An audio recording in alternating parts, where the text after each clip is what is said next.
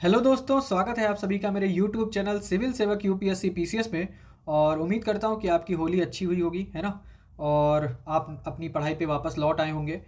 आपका जो भी रिवीजन वाला प्रोसेस चल रहा होगा, प्रीलिम्स के लगभग 70 दिन बचे हुए हैं, तो आप अपनी ताबड़तोड़ पढ़ाई शुरू कर दीजिए। सी सैट को भी देखते रहिएगा उसके साथ ही।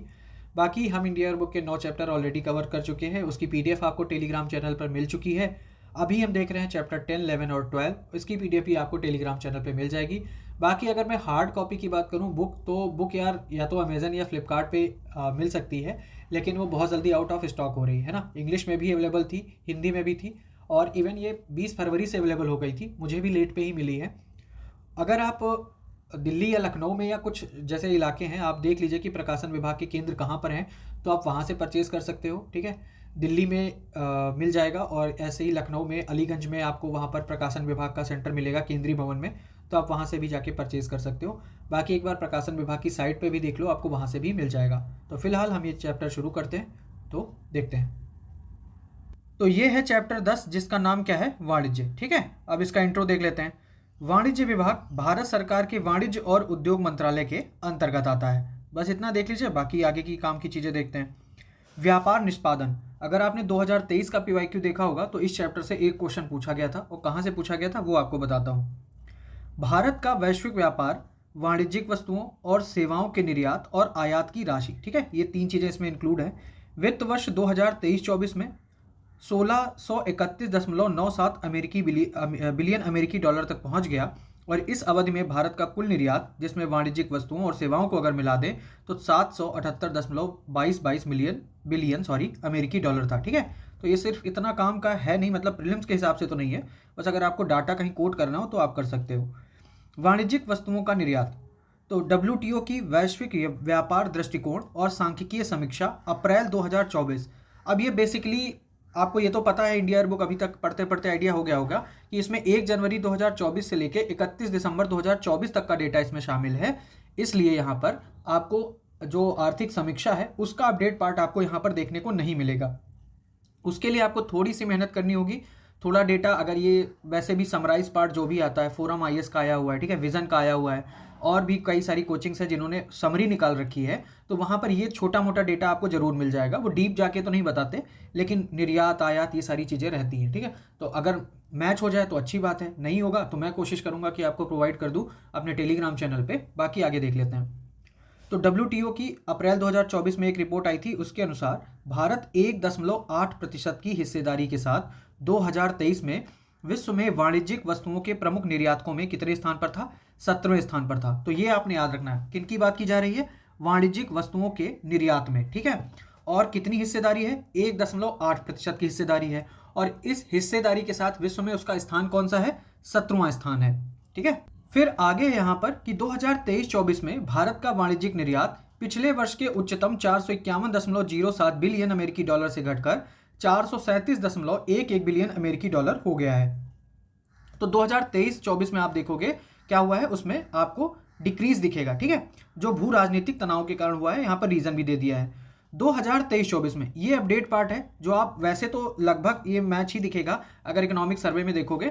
बाकी अगर आपको देखना हो, ठीक है, तो आप अपडेट कर लेना, अदरवाइज मैं इकोनॉमिक सर्वे से भी वहां पर आपको भेज दूंगा। लेकिन यहाँ पर देख लीजिए, 2023-24 में निर्यात में प्रमुख उत्पाद श्रेणियां और उनकी हिस्सेदारी की अगर हम बात करें, तो मतलब 2023-24 में क्या निर्यात किया गया सबसे ज़्यादा, वो हम देखेंगे डिसेंडिंग ऑर्डर में। ठीक है, तो एक तो है पेट्रोलियम उत्पाद। सबसे पहले क्या है, पेट्रोलियम उत्पाद निर्यात किया गया है। उसके बाद दवा निर्माण और जैविक उत्पादों का नंबर है।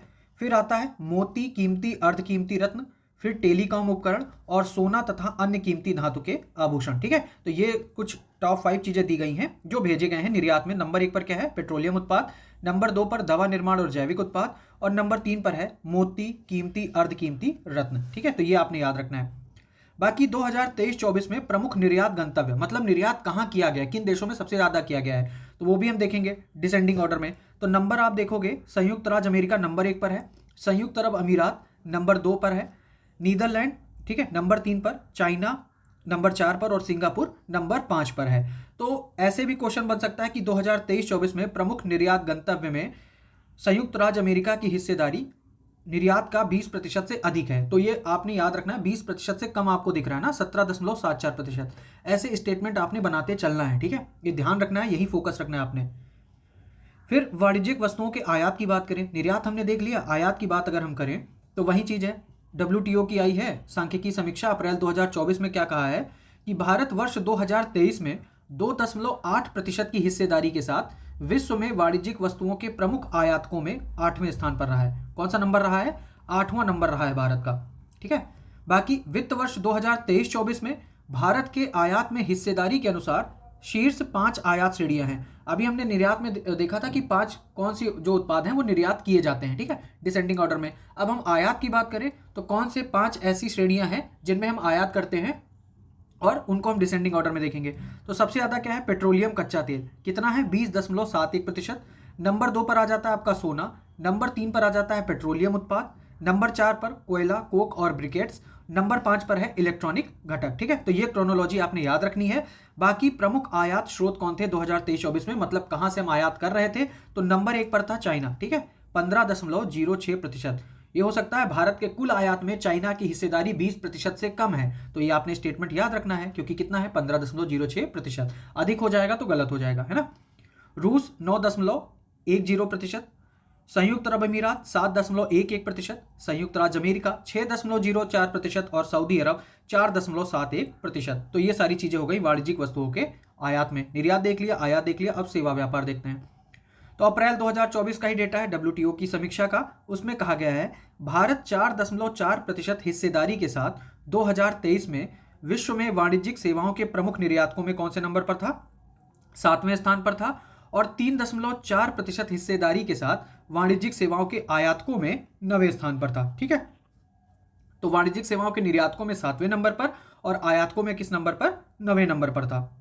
फिर अगर हम बात करें विदेश व्यापार महानिदेशालय के बारे में, यानी DGFT, ठीक है, DGFT आपने सुना होगा। तो DGFT वाणिज्य विभाग से संबंधित एक कार्यालय है जिसका प्रमुख क्या होता है? महानिदेशक होता है। दिल्ली, मुंबई, कोलकाता और चेन्नई में इसके 4 रीजनल ऑफिस हैं। कहाँ कहाँ है? दिल्ली में है, मुंबई में है, कोलकाता में है और चेन्नई में है। फिर यह महानिदेशालय करता क्या है? ये भारत के निर्यात को बढ़ावा देने के मुख्य उद्देश्य के साथ विदेशी व्यापार नीति को तैयार करने और लागू करने के लिए जिम्मेदार है। बस इसमें इतना ही देखना था। फिर अगर हम आगे देखें, आगे क्या है? ये सारी चीज़ें छोड़ते जाइए, PDF आपके पास होगी, अगर आपको इंपॉर्टेंट लगता है तो आप पढ़ लीजिएगा, ठीक है। सारी चीज़ें डिपेंड होकर मत करिएगा, जो आपको इंपॉर्टेंट लगे अपनी तरफ से कि नहीं ये भी कर लेता हूँ, कर लीजिए, मुझे जो लग रहा है मैं वो कराए दे रहा हूँ, ठीक है।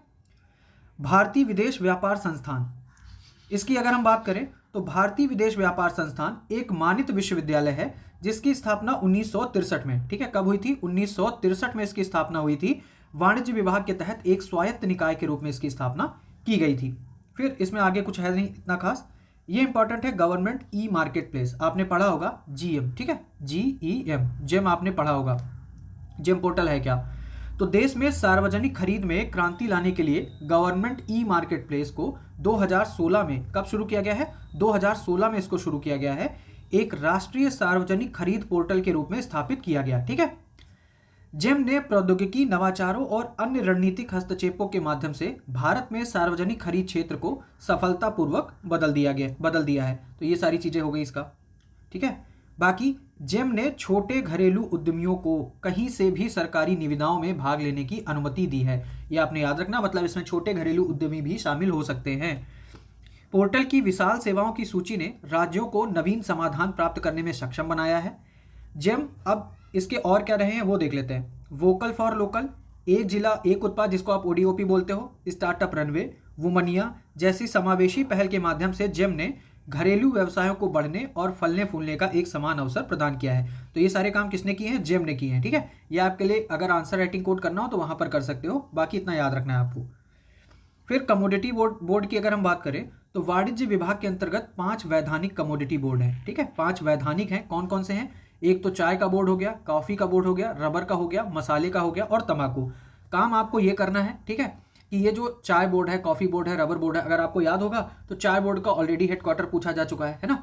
तो अब आपको ये जो 5 दी है ना कमोडिटी बोर्ड दिए गए हैं, चाय, कॉफी, रबर, मसाले और तंबाकू, इनका आपको बोर्ड याद रख लेना है कि कहाँ पर है, ठीक है। फिर अपीडा की बात करें, अपीडा भी आपके लिए इंपॉर्टेंट है ना, इसको देख लेते हैं। कृषि और प्रसंस्कृत खाद्य उत्पाद निर्यात विकास प्राधिकरण, इसका नाम है पूरा अपीडा का। इसकी स्थापना भारत सरकार द्वारा कृषि और प्रसंस्कृत खाद्य उत्पाद निर्यात विकास प्राधिकरण अधिनियम 1985 के अंतर्गत की गई। तो अपीडा इस अधिनियम के अंतर्गत आया।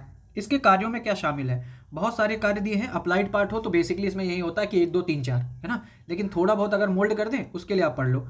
निर्यात के लिए अनुसूचित उत्पादों से संबंधित उद्योगों का विकास सर्वेक्षण और व्यवहार्यता अध्ययन करना, संयुक्त उद्यमों और अन्य राहत और सब्सिडी योजनाओं के माध्यम से जांच पूंजी में भागीदारी के लिए वित्तीय सहायता प्रदान करना, नियोजित उत्पादों के निर्यातकों के रूप में व्यक्तियों का पंजीकरण करना, ठीक है, ये पंजीकरण भी करता है जिस पर निर्धारित शुल्क का भुगतान किया जाएगा। निर्यात के उद्देश्य के लिए नियोजित उत्पादों के मानकों विशिष्टताओं का निर्धारण, ऐसे उत्पादों की गुणवत्ता सुनिश्चित करने के उद्देश्य से बूचड़खानों, प्रसंस्करण संयंत्रों, भंडारण परिसरों, वाहनों या अन्य स्थानों पर जहां ऐसे उत्पादों को रखा या संभाला जाता है, मांस और मांस उत्पादों का निरीक्षण, निर्यातोन्मुख उत्पादन को बढ़ावा देना, अनुसूचित उत्पादों का विकास, अनुसूचित उत्पादों से जुड़े उद्योगों के विभिन्न पहलुओं में प्रशिक्षण। नाम से आप याद देख लो क्या है कि कृषि और प्रसंस्कृत, ठीक है, कृषि से रिलेटेड और जो प्रोसेस्ड फूड होता है उनका वो जो उत्पाद होते हैं उनको निर्यात, उनके निर्यात का विकास करना है। तो अगर आप इसको इतना शब्दों से खेल लोगे तो अगर ये कुछ चीज़ें आती हैं, लाइक इनका अप्लाइड पार्ट आता है उसमें कुछ खेला भी होगा तो भी आप उसको संभाल लोगे। अपीडा को निम्नलिखित नियोजित उत्पादों के निर्यात, संवर्धन और विकास की जिम्मेदारी सौंपी गई है। अब कौन कौन सी अन्य जिम्मेदारियां हैं वो देखते हैं। एक तो फल की है, सब्जियों की है, सब्जी उनके उत्पाद है, मांस और मांस उत्पाद है, पोल्ट्री और पोल्ट्री उत्पाद। ऐसे ये कूट में पूछ सकते हैं, ठीक है। अपीडा निम्नलिखित में से किनकी जिम्मेदारी देखता है। डेयरी उत्पाद हो गया, मिठाइयाँ हो गई, बिस्किट हो गया, बेकरी हो गया, शहद, गुड़, चीनी भी हो गया, कोको इसके उत्पाद, सभी प्रकार के चॉकलेट, अल्कोहलिक और गैर अल्कोहलिक पेय, अनाज और अनाज उत्पाद, मूंगफली, ठीक है, काजू, अखरोट, अचार, पापड़, चटनी, ग्वार गम, पुष्प कृषि उत्पाद, हर्बल औषधि पौधे, काजू उसके उत्पाद तथा तेल रहित चावल की भूसी। तो इनकी जिम्मेदारी इनको सौंपी गई है। एग्जामिनर अगर बनाएगा तो इसमें से ही यार उठा के दे देगा, वो अलग से कुछ लेके आएगा नहीं, ठीक है। तो ऐसे में आप ब्लाइंड गेम खेल सकते हो कि हाँ उपरोक्त में से सभी 1 2 3 4 सब सही है। अपीडा को ध्यान देना, यहाँ पर अपीडा को बासमती चावल के जीआई के संरक्षण का भी अधिकार है, ठीक है। बासमती चावल के जीआई के संरक्षण का भी अधिकार किसको है, अपीडा को है। इसके अलावा प्राधिकरण को चीनी के आयात की निगरानी भी सौंपी गई है। तो ये आपने याद रखना है, एक बासमती चावल, दूसरा यहाँ पे अलग दिखा है, चीनी के आयात की बात की गई है। निर्यात में शब्द खेल सकता है, याद रखना कहाँ किसकी बात की गई है, चीनी के आयात की निगरानी सौंपी गई है। अपीडा राष्ट्रीय प्रमाणन बोर्ड, ठीक है, NAB के सचिवालय के रूप में भी कार्य करता है। तो ये सारी चीज़ें हो गई हैं, बाकी आप वहाँ पर छोड़ सकते हो। अभी आपने अपीडा देखा, अब MPEDA, एमपीडा देख लीजिए, ठीक है। एमपीडा अगर हम इसकी बात करें, माईपीडा, तो ये क्या है, समुद्री उत्पाद निर्यात विकास प्राधिकरण। शब्दों से खेलिए, समुद्र के उत्पाद हैं उनका निर्यात करना है और उनका विकास मतलब उनको आगे बढ़ाना है, उससे संबंधित ये प्राधिकरण है, ठीक है, शब्दों से खेलना है। तो ये वाणिज्य विभाग के तहत एक वैधानिक निकाय है जिसका गठन कब हुआ है, 1972 में इसका गठन किया गया, ठीक है। एमपीडा का गठन कब हुआ है, 1972 में, और ये एक वैधानिक निकाय है। ये देश में समुद्री उत्पादों के लिए अनुकूल पारिस्थितिकी तंत्र विकसित करने और भारत से इसके निर्यात को बढ़ावा देने के उद्देश्य से किया गया। प्राधिकरण का अगर हेडक्वार्टर की अगर हम बात करें, इसका हेडक्वार्टर कहाँ है, हेडक्वार्टर आपको देखने को मिलेगा कोची, केरला में, ठीक है। केरला में आपको हेडक्वार्टर इसका देखने को मिलेगा। इसमें एक अध्यक्ष है सहित 30 सदस्य होते हैं। अध्यक्ष की नियुक्ति कौन करता है, केंद्रीय सरकार इसकी नियुक्ति करती है। एमपीडा के न्यूयॉर्क, जापान और नई दिल्ली में 3 व्यापार संवर्धन कार्यालय और 5 पूर्ण विकसित गुणवत्ता नियंत्रण प्रयोगशालाएं हैं। तो ये आपने याद रखना है, न्यूयॉर्क में भी है, जापान में भी है और नई दिल्ली में है, ठीक है। विशेष आर्थिक क्षेत्र की बात करें, स्पेशल इकोनॉमिक जोन, ये आपने बहुत पढ़ा होगा, इसको देख लेते हैं। विशेष आर्थिक क्षेत्र अधिनियम, ठीक है, SEZ 2005 में लागू किया गया था। कब आया, 2005 में। SEZ अधिनियम 2006 से प्रभावी SEZ नियमों द्वारा समर्थित है, जो केंद्र और राज्य सरकारों से संबंधित मामलों में प्रक्रियाओं के सरलीकरण और सिंगल विंडो मंजूरी प्रदान करते हैं। तो नाम से भी खेलिए, स्पेशल इकोनॉमिक जोन है तो कुछ तो इसको स्पेशल दिया जाएगा ना। फिर SEZ योजना के मुख्य उद्देश्य क्या है वो हम देख लेते हैं। अतिरिक्त आर्थिक गतिविधियों का सृजन करना, वस्तुओं और सेवाओं के निर्यात को बढ़ावा देना, घरेलू और विदेशी स्रोतों से निवेश को बढ़ावा देना, रोजगार के अवसरों का निर्माण करना, बुनियादी सुविधाओं का विकास, ये सारे इसके प्रमुख उद्देश्य हैं। फिर SEZ 2005 के अनुसार एक SEZ का निर्माण केंद्र या राज्य सरकार या किसी व्यक्ति, यहां पर आपको याद रखना है, ठीक है, ये जो स्पेशल इकोनॉमिक जोन है इसका निर्माण या तो केंद्र कर सकता है या राज्य सरकार कर सकती है या किसी व्यक्ति द्वारा वस्तुओं के निर्माण या सेवाएं प्रदान करने या दोनों के लिए किया जा सकता है, ठीक है। यहाँ पर यह भी एक चीज ध्यान रखा हो सकता है दे दें कि वस्तुओं के सिर्फ निर्माण के लिए किया जा सकता है, नहीं, वस्तुओं के निर्माण या सेवाएं या तो निर्माण या सेवाएं या दोनों के लिए कर सकते हैं, ठीक है। बाकी SEZ का निर्माण या तो केंद्र या राज्य सरकार या कोई व्यक्ति भी कर सकता है, ये आपको याद रखना है। SEZ अधिनियम 2005 के तहत स्थापित विशेष आर्थिक क्षेत्र मुख्य रूप से निजी निवेश संचालित पहल है, ठीक है। तो ये सारी चीजें हैं। फिर आगे अगर हम देखें, आगे है भारतीय निर्यात ऋण गारंटी निगम लिमिटेड। ECGC आपने इकोनॉमी में पढ़ा होगा, अगर मेंस का टॉपिक भी आपने कवर कर रखा होगा तो आपको इसका आइडिया होगा। अब भारतीय निर्यात ऋण गारंटी निगम लिमिटेड यानी ECGC की अगर हम बात करें तो इसकी स्थापना कब हुई थी? 1957 में। कब हुआ स्थापित? 1957 में हुआ है और इसका उद्देश्य था देश से निर्यात को बढ़ाना है, ठीक है, देश से निर्यात को बढ़ाना है और उसके लिए निर्यात के लिए ऋण जोखिम बीमा और संबंधित सेवाएं प्रदान करता था। फिर ECGC मूल रूप से एक निर्यात संवर्धन संगठन है, मतलब निर्यात को बढ़ाने वाला संगठन है जो भारतीय निर्यात की प्रतिस्पर्धात्मकता को बेहतर बनाने के लिए उन्हें ऋण बीमा कवर प्रदान करता है, ठीक है। अब बीमा किस लिए दिया जाता है वो आपको देख लो। अब ऋण का बीमा, ठीक है, ऋण का बीमा क्यों दिया जाएगा वो भी आपको आइडिया हो जाएगा। ECGC की बात करें तो ये भारतीय निर्यातकों को वाणिज्यिक या राजनीतिक जोखिम के कारण निर्यात आय के गैर वसूली के जोखिम के खिलाफ बीमा कवर की एक श्रृंखला प्रदान करता है, मतलब घाटा हो जाए तो उसको कवर कर लेगा। फिर बैंकों और अन्य वित्तीय संस्थानों को विभिन्न प्रकार के क्रेडिट बीमा कवर्स प्रदान करता है ताकि वे निर्यातकों को ऋण सुविधा दे सके। MSME क्षेत्र के लिए निर्यात फैक्टरिंग की सुविधा देता है जो वित्तीय उत्पादों का एक पैकेज है। तो ये सारी चीजें इसके उद्देश्य हैं, ठीक है, ये कार्य हैं। निर्यात संवर्धन परिषदें क्या होती हैं? EPC क्या है? ये निर्यातकों के संगठन है जो कंपनी अधिनियम, सोसाइटी पंजीकरण अधिनियम के तहत गैर लाभकारी संगठनों के रूप में पंजीकृत हैं। तो सिर्फ इतना ही है निर्यात संवर्धन परिषद। एक योजना है ब्याज समानीकरण योजना। तो ब्याज समानीकरण योजना का उद्देश्य क्या है? निर्यातकों को उनके शिपमेंट के पहले और बाद में रुपया निर्यात ऋण पर बैंकों द्वारा चार्ज किए गए ब्याज दरों में लाभ प्रदान करना है, ठीक है। यह योजना कब शुरू हुई? 2015 में 5 वर्षों के लिए शुरू की गई थी, लेकिन समय समय पर बढ़ाते हुए इसे जून 2024 तक बढ़ा दिया गया, इसलिए हमारे लिए इंपॉर्टेंट है, ठीक है। ताकि बढ़ाया क्यों गया? ताकि भारतीय निर्माता निर्यातकों को अन्य देशों के समकक्ष ब्याज दरों पर ऋण प्राप्त करने में सक्षम बनाया जा सके। यानी ये जो भारतीय निर्यातक हैं वो अन्य देशों के समकक्ष ब्याज दरों पर ऋण प्राप्त कर सके। योजना का मुख्य उद्देश्य निर्यातकों को प्री शिपमेंट और पोस्ट शिपमेंट, ठीक है, प्री शिपमेंट और पोस्ट शिपमेंट गतिविधियों के लिए रुपए क्रेडिट का एक आर्थिक स्रोत प्रदान करना है। यह योजना किसके द्वारा लागू की जाती है? ये थोड़ा अनएक्सपेक्टेड होगा, मान लीजिए कुछ भी लिख दिया, तो आपने याद रखना है कि यह योजना यानी ब्याज समानीकरण योजना कौन लागू करता है? ये करता है रिजर्व बैंक ऑफ इंडिया, ठीक है, RBI करता है, ये आपको याद रखना है। योजना के तहत पात्र निर्यातक बैंक से ब्याज सबवेंशन का लाभ तुरंत प्राप्त कर सकते हैं, ठीक है, तुरंत इसको लाभ मिल जाएगा। फिर एक और योजना है RODTEP, ठीक है, ये क्या है? निर्यातित उत्पादों पर शुल्क और करों की छूट योजना। तो RODTEP एक तंत्र बनाती है जिससे उन करों, शुल्कों, लेवी की प्रतिपूर्ति की जा सके जिन्हें केंद्रीय, राज्य और स्थानीय स्तर पर वर्तमान में किसी अन्य तंत्र के तहत वापस नहीं किया जा रहा है, लेकिन जो निर्यातित उत्पादों के निर्माण और वितरण की प्रक्रिया में खर्च होते हैं। तो वैसे तो ये कुछ इंपॉर्टेंट है नहीं, इसको छोड़ भी सकते हो, ठीक है। बाजार पहुंच पहल की बात करें तो MAI, ठीक है, बाजार पहुंच पहल योजना निर्यात को बढ़ावा देने के लिए विदेश व्यापार नीति के व्यापक दायरे में निर्यात को बढ़ावा देती है। तो अभी तक अगर आपको ऐसा कुछ हो कि भारत में आत्मनिर्भरता के लिए क्या प्रयास किए जा रहे हैं या क्या चीज़ें निर्यात के प्रोत्साहन के लिए कितनी योजनाएं शुरू की गई हैं, तो आपको आंसर राइटिंग में अब यहाँ से तो कोई दिक्कत आने वाली नहीं है, ठीक है। ये चैप्टर पढ़ोगे आपको इतनी भरमार योजनाएं मिल जाएंगी कि आपका आंसर एकदम बढ़िया हो जाएगा, ठीक है। यहाँ पर एम्पीडा हम पहले देख चुके हैं, इसको छोड़ देते हैं। अपीडा भी देख चुके हैं, ये भी छोड़ देते हैं, सारी चीज़ें वही लिखी हुई है। एक है ECGC, ठीक है, ECGC भी हमने ऊपर देख लिया है।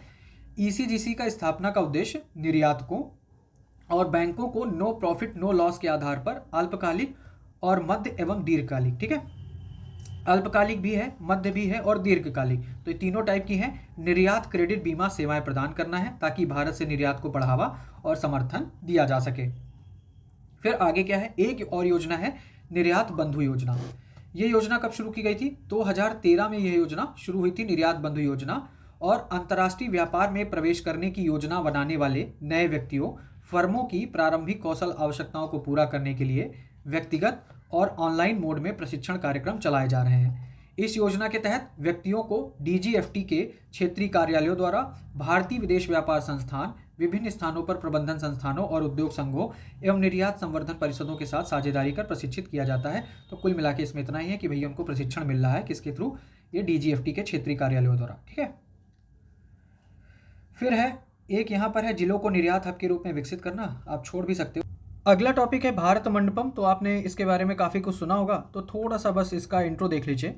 भारत मंडपम अंतर्राष्ट्रीय प्रदर्शनी सह सम्मेलन केंद्र का परिसर प्रगति मैदान नई दिल्ली में स्थित एक विश्व स्तरीय सुविधा है जो आधुनिक अवसंरचना और प्रौद्योगिकी से सुसज्जित है।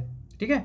यह सम्मेलन शिखर सम्मेलन, बैठकों, सांस्कृतिक कार्यक्रमों और अन्य आयोजनों की मेजबानी के लिए उपयुक्त है। भारत मंडपम भारत की वैश्विक व्यापार स्थिति को बढ़ावा देने और उसके निर्यात को बढ़ाने में अत्यधिक महत्व रखता है, जिसका उद्घाटन कब हुआ था? 2023 में इसका उद्घाटन हुआ था। भारत के व्यापार समझौते, ठीक है, इसमें से ये आपका TEPA बहुत इंपॉर्टेंट है, तो TP, ठीक है, टेपा याद रखिए, टेपा। तो भारत EFTA व्यापार और आर्थिक साझेदारी समझौता। तो भारत और यूरोपीय मुक्त व्यापार संघ ने मार्च 2024 में एक व्यापार और आर्थिक साझेदारी समझौते पर हस्ताक्षर किए। EFTA यानी इफ्टा में, ठीक है, इफ्टा देशों में कौन शामिल है ये आपको याद रखना है। एक तो स्विट्जरलैंड, आइसलैंड, नॉर्वे और लिंकटेस्टाइन। ठीक है, ये हमने पहले भी देखा था शायद भारत और विश्व वाले टॉपिक में। इस समझौते में 14 अध्याय शामिल हैं। कौन कौन से हैं? मुख्य ध्यान है बाजार पहुंच पर, उत्पत्ति संबंधी नियम, व्यापार सुविधा, व्यापार उपाय। तो कुल मिला के व्यापार से बाकी कुछ अलग जो है, जैसे बौद्धिक संपदा अधिकार हो गया, व्यापार और सतत विकास हो गया। बेसिकली IPR आपने याद रखना है। ठीक है, और ये जो व्यापार से रिलेटेड सारी चीज़ें हैं तो उन पे है, बाकी इसमें कुछ काम का है नहीं। अगला टॉपिक देखते हैं। अगला चैप्टर है 11। ठीक है, इसमें क्या है? उद्योग। थोड़ा सा इंट्रो देखते हैं। उद्योग संवर्धन और आंतरिक व्यापार विभाग, इसको आप शॉर्ट में पढ़ते होगे DPIIT। ठीक है, DPIIT पढ़ते होगे। इसकी स्थापना 1995 में हुई थी तथा वर्ष 2000 में औद्योगिक विकास विभाग का इसमें विलय करके इसका पुनर्गठन किया गया। तो सिर्फ इंट्रो के लिए है, बाकी आप छोड़ दीजिए। आगे काम की चीज़ है वो देखते हैं। ठीक है, अगला है राष्ट्रीय रसद लॉजिस्टिक नीति। वैसे ये टॉपिक मेंस का है। ठीक है, ये मेंस का टॉपिक है, प्रीलिम्स के लिए कुछ है नहीं, लेकिन देख लेते हैं इसको। राष्ट्रीय रसद नीति कब शुरू हुई थी? 2022 में शुरू की गई थी। यह लॉजिस्टिक क्षेत्र के लिए एक व्यापक अंतःविषयी, क्रॉस सेक्टोरल, बहुक्षेत्राधिकार वाला और नीतिगत ढांचा है। यह नीति प्रधानमंत्री गति शक्ति राष्ट्रीय मास्टर योजना की पूरक है। PM गति शक्ति राष्ट्रीय मास्टर योजना का उद्देश्य क्या है? एकीकृत बुनियादी ढांचे का विकास करना। और वहीं राष्ट्रीय रसद नीति की परिकल्पना है कि प्रक्रिया सुव्यवस्थित चले, विनियामक ढांचा तथा कौशल विकास, उच्च शिक्षा में लॉजिस्टिक को मुख्य धारा में लाने, उपयुक्त तकनीकों को अपनाने के माध्यम से रसद सेवाओं और मानव संसाधनों में दक्षता लाने के लिए की गई है। तो कुल मिला के इसमें इतना ही है, जो काम का उतना है नहीं। रसद सुगमता की बात करें तो लीड्स सूचकांक की आपने देखी होगी। ठीक है, तो विभिन्न राज्यों में रसद सुगमता यानी लीड्स की अवधारणा कब आई थी? 2018 में आई थी। राज्यों केंद्र शासित प्रदेशों में लॉजिस्टिक दक्षता का आकलन करने के लिए ये शुरू किया गया था। इसका मुख्य उद्देश्य है लॉजिस्टिक इकोसिस्टम के प्रदर्शन के आधार पर राज्यों केंद्र शासित प्रदेशों को रैंक देना, हितधारकों के बीच संवाद को सुविधाजनक बनाना और कार्य बिंदुओं पर योजना बनाना। तो ये सारी चीज़ें हैं इसकी। ठीक है, फिर आगे देख लेते हैं। आगे जो भी आएगा उसको देखते हैं। Make in India. ठीक है, मेक इन इंडिया भी आपने सुन रखा होगा। तो मेक इन इंडिया पहल 2014 में शुरू की गई थी ताकि निवेश तथा नवाचार को बढ़ावा दिया जा सके, सर्वोत्तम बुनियादी ढांचे का निर्माण किया जा सके और भारत को विनिर्माण, डिजाइन तथा नवाचार का केंद्र बनाया जा सके। बेसिकली इसमें वोकल फॉर लोकल की अवधारणा छिपी हुई है मेक इन इंडिया में। ठीक है, फिर है इन्वेस्ट इंडिया। तो इन्वेस्ट इंडिया क्या है? इन्वेस्ट इंडिया राष्ट्रीय निवेश संवर्धन और सुविधा एजेंसी है तथा निवेशकों के लिए संदर्भ के पहले बिंदु के रूप में कार्य करती है। यह निवेशकों के लिए कारोबारी स्थितियों को सरल बनाकर देश में निवेश के माहौल को बदल रही है। तो ये भी आपके लिए मेंस का टॉपिक हो गया, जहां आप दे सकते हो कि सरकार ने क्या क्या प्रयास किए हैं। ठीक है, बिजनेस मतलब अच्छा चल सके। उत्पादन से जुड़ी प्रोत्साहन योजना, इसमें कुछ खास है नहीं। 14 प्रमुख क्षेत्रों के लिए 1.97 लाख करोड़ रुपए परिव्यय के साथ ये शुरू की गई थी। अब इसमें क्या योजनाएं शामिल हैं या क्या उद्देश्य है ये आप देख लेना। ठीक है, फिर है स्टार्टअप इंडिया। तो स्टार्टअप इंडिया पहल की शुरुआत कब हुई है? 2016 में हुई थी। इस पहल का उद्देश्य है स्टार्टअप विकास के लिए अनुकूल पारिस्थितिकी तंत्र बनाकर उद्यमिता और नवाचार को बढ़ावा देना। ठीक है, तो अभी फिलहाल हम स्कीम पे सारी बात कर रहे हैं, बाकी इसमें बहुत कुछ इंपॉर्टेंट मिलेगा, चैप्टर से यहाँ से सवाल पूछा भी गया है, वो आपको आगे दिखेगा। फिर जन विश्वास क्या है, ये आप छोड़ सकते हो, कोई मतलब है नहीं, ठीक है। आगे देखते हैं बौद्धिक संपदा अधिकार, ये आपके लिए इंपॉर्टेंट टॉपिक है, याद रखिएगा, ठीक है। भारी उद्योग मंत्रालय, ठीक है, कौन सा, भारी उद्योग मंत्रालय बौद्धिक संपदा अधिकारों यानी आईपीआर से संबंधित विभिन्न कानूनों, ठीक है। तो ये आपको याद रखना है, आईपीआर से संबंधित कानून जो है वो देखता कौन है, भारी उद्योग मंत्रालय देखता है। अब आईपीआर से रिलेटेड कानूनों में आता क्या क्या है, क्या क्या शामिल होता है, एक तो पेटेंट इसमें शामिल होता है, ठीक है, ट्रेडमार्क, औद्योगिक डिजाइन, वस्तुओं के भौगोलिक संकेतक यानी जीआई टैग जो आप पढ़ते हो, कॉपीराइट और semiconductor integrated circuit layout design के प्रशासन के लिए नोडल विभाग है। तो ये कौन है, भारी उद्योग मंत्रालय इन सब चीज़ों का नोडल विभाग है। यह विश्व बौद्धिक संपदा संगठन यानी विपो से संपर्क करने के लिए नोडल विभाग भी है पेटेंट डिजाइन और ट्रेडमार्क महानियंत्रक का कार्यालय DPIIT के तहत एक अधीनस्थ कार्यालय है जो पेटेंट प्रदान करने तथा ट्रेडमार्क डिजाइन और भौगोलिक संकेतकों के पंजीकरण से संबंधित सांविधिक कार्य करता है। तो आपको ये याद रखना है कि आईपीआर में क्या क्या चीज़ें आती हैं, पूछ सकता है कि आईपीआर जो है निम्नलिखित में से किन किन चीज़ों को समाहित करता है। पेटेंट हो गया, ट्रेडमार्क हो गया, औद्योगिक डिजाइन हो गया, जीआई टैग हो गया, कॉपीराइट हो गया, सेमीकंडक्टर इंटीग्रेटेड सर्किट लेआउट हो गया। तो इन सब चीज़ों का आईपीआर के अंतर्गत देखता है भारी उद्योग मंत्रालय, ठीक है। फिर राष्ट्रीय बौद्धिक संपदा अधिकार नीति क्या है, तो ये तो आपको ऐसे पता ही चल जाएगा, हालांकि कुछ इंपॉर्टेंट है नहीं तो छोड़ सकते हैं आप। बाकी अगर आपको लगता है, मैं बार बार कहता हूँ, आपके पास पीडीएफ रहती है, पीडीएफ भी इसीलिए देता हूँ, आपको पढ़ना हो आप पढ़ सकते हो। फिर है राष्ट्रीय औद्योगिक गलियारा कार्यक्रम। तो भारत सरकार राष्ट्रीय औद्योगिक गलियारा कार्यक्रम के हिस्से के रूप में विभिन्न औद्योगिक गलियारा परियोजनाओं का विकास कर रही है, जिसका उद्देश्य है ग्रीन फील्ड औद्योगिक स्मार्ट शहरों, ठीक है, ये टर्म याद रखिएगा, ग्रीन फील्ड औद्योगिक स्मार्ट शहरों का विकास करना। इसका उद्देश्य क्या होगा, औद्योगिक उत्पादन का विस्तार करना, रोजगार के अवसरों को बढ़ाना, प्लॉट स्तर पर प्लग एंड प्ले इंफ्रास्ट्रक्चर प्रदान करके नए और बढ़ते कार्यबल के लिए बेहतर जीवन और सामाजिक सुविधाएं प्रदान करना। दिसंबर 2020 में सरकार ने राष्ट्रीय औद्योगिक गलियारा कार्यक्रम के हिस्से के रूप में 4 चरणों में 11 औद्योगिक गलियारों के तहत कुल 32 परियोजनाओं को मंजूरी दी थी, ठीक है। तो इसमें सिर्फ इतना ही है, बाकी कुछ है नहीं। फिर है 8 मूलभूत उद्योगों का प्रदर्शन, ये भी आपके लिए इंपॉर्टेंट है, ठीक है। 8 प्रमुख उद्योगों का सूचकांक, जिसको क्या बोलते हैं, ICI। अब इसमें आता क्या है, 8 प्रमुख उद्योगों में क्या क्या आता है ये पूछ भी सकते हैं, तो याद रखिएगा, कोयला आता है, ठीक है, कोयला आता है, कच्चा तेल आता है, प्राकृतिक गैस आती है, रिफाइनरी उत्पाद, उर्वरक, इस्पात, सीमेंट और बिजली, इनकी मासिक उत्पादन की निगरानी करता है, ठीक है। ये 8 प्रमुख उद्योग सूचकांक है, इसमें कौन कौन आता है, कोयला, कच्चा तेल, प्राकृतिक गैस, रिफाइनरी उत्पाद, उर्वरक, इस्पात, सीमेंट और बिजली। तो बस इतना याद रखना है। 8 मूलभूत उद्योगों के प्रदर्शन के सूचकांक में शामिल क्या क्या है, तो यहाँ पर पूछा जा सकता है, ये बहुत ज़्यादा डिटेल में है, पढ़ भी दूंगा तब भी याद नहीं होगा, इसको आप खुद से पढ़ना होगा आपको, ठीक है, इसलिए एक बार इसको पढ़ लीजिएगा, ठीक है। फिर आगे देख लेते हैं, आगे है भारतीय MSME क्षेत्र। अब यहाँ पर देखिए MSME की नई परिभाषा दी है, लेकिन अगर आपने बजट इस बार पढ़ा होगा, बजट है ना, तो वहाँ पर आपको दिखा होगा कि वहाँ पर उसमें थोड़ा 2.5 गुना या 5 गुना उसमें बढ़ोतरी की गई है, मतलब उनकी परिभाषा चेंज हो गई है ना, इसलिए इसको कवर नहीं किया गया है। हालांकि 2024 में या 2023 या 24 में यहाँ से क्वेश्चन पूछा है यूपीएससी ने, ठीक है। भारतीय MSME क्षेत्र की बात करें तो मेंस में अगर MSME से रिलेटेड अगर आपको कोई डेटा लिखना हो तो आप यहाँ से कवर कर सकते हो कि MSME क्षेत्र 6 करोड़ से अधिक उद्यमों के साथ अर्थव्यवस्था के एक अत्यधिक जीवंत और गतिशील क्षेत्र के रूप में उभरा है, जो भारत के GDP में लगभग 30%, भारत के निर्यात में लगभग 46% योगदान के अलावा लोगों के लिए रोजगार प्रदान करता है, ठीक है। तो आप ये जो इधर उधर डेटा खोजते रहते हो कि कैसे इंट्रो लिखे, कैसे इंट्रो लिखो, सब कुछ यहाँ से मिलेगा। सिर्फ पीटी नहीं, मेंस के लिए भी काम की है, और इवन इंटरव्यू में भी अगर आपको यूपीएससी पास करना है तो आपको भारत के बारे में जानना जरूरी है, ठीक है। भारत इंडिया एयरबुक की नहीं, बेसिकली भारत की बात की जा रही है, ठीक है, इसलिए ये किताब आपके लिए इंपॉर्टेंट हो जाती है। फिर आगे देख लेते हैं, आगे है खादी एवं ग्रामोद्योग। यहाँ से भी सवाल यूपीएससी ने पूछा है, ठीक है, केवीआईसी, ठीक है, केवीआईसी। तो खादी एवं ग्रामोद्योग आयोग की स्थापना खादी और ग्रामोद्योग अधिनियम 1956 के अंतर्गत की गई थी और 1987-2006 में इसमें संशोधन किया गया है। यह MSME मंत्रालय के अधीन एक सांविधिक संगठन है। तो ये जो खादी एवं ग्रामोद्योग आयोग है, ये किस मंत्रालय के अंतर्गत आता है, MSME मंत्रालय के अंतर्गत आता है। यह ग्रामीण क्षेत्रों में रोजगार के अवसर प्रदान करने के लिए खादी और ग्रामोद्योग को बढ़ावा देने और विकसित करने में लगा हुआ है। KVIC MSME मंत्रालय के प्रधानमंत्री रोजगार गारंटी कार्यक्रम के लिए कार्यान्वयन एजेंसी भी है और ग्रामीण क्षेत्रों में स्थायी गैर कृषि रोजगार के अवसरों को बढ़ावा देने वाला एक महत्वपूर्ण संगठन है। ठीक है, तो ये केवीआईसी की पूरी डिटेल हो गई। आगे देखते हैं पीएम विश्वकर्मा, ये आपके लिए इंपॉर्टेंट होने वाली है स्कीम। ठीक है, इसकी चर्चा की गई है, लास्ट वाली जो थी उसमें नहीं था इसका।